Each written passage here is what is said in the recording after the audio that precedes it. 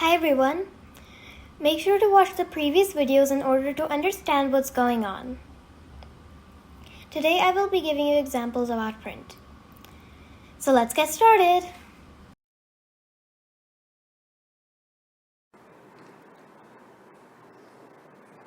Anything inside the quotes is basically a string. So as you can see over here, I've defined a variable called string, and inside that variable I have put Python with Anvita, obviously inside the quotes.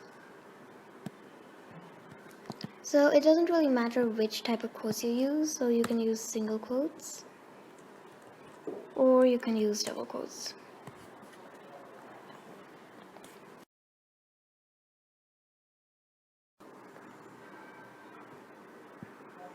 Over here, just to make it clear to you, I've defined the variable over here as variable, so you know that it's a variable.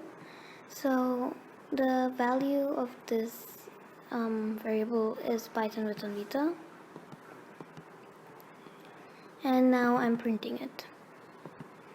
So let's see what happens if we run it without any quotes. It prints Python with Anvita. That's basically what printing a variable means. And just in case you want to change a variable, you can select the variable. You can go to refactor after doing a right click, go to rename option, and we can write printing over here just as example. So all the times that variable has been written is going to be changed to printing. Okay, so to start with, I defined a variable called name and assigned it to my name in quotes. Then I defined a variable called age and put my age in quotes. Then to put the variables together, I used a print statement to make it seem like a sentence. So I wrote hi, my name is. Then to add my name in using the variable, I used this plus sign and this plus sign. And then I resumed the quotes and put in a comma. And wrote and I am for the age, then did plus age plus years old.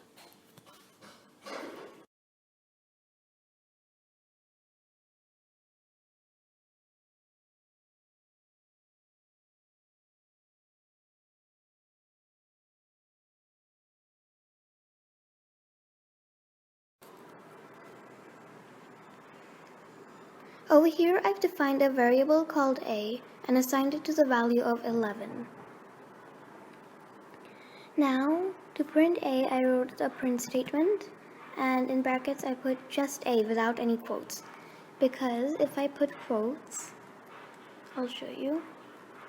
So if I put quotes, then if I run it, it will show the alphabet A. But on the other hand, if I take the quotes away, then it will print the number 11, because that's the value of A.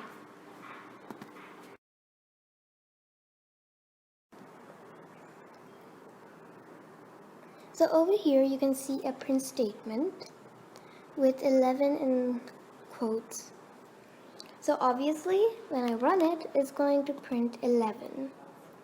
But what do you think will happen if I take the quotes away? I'll give you a second to think about it. Okay, so I've taken the quotes away. Now I'm going to run it again. It printed 11.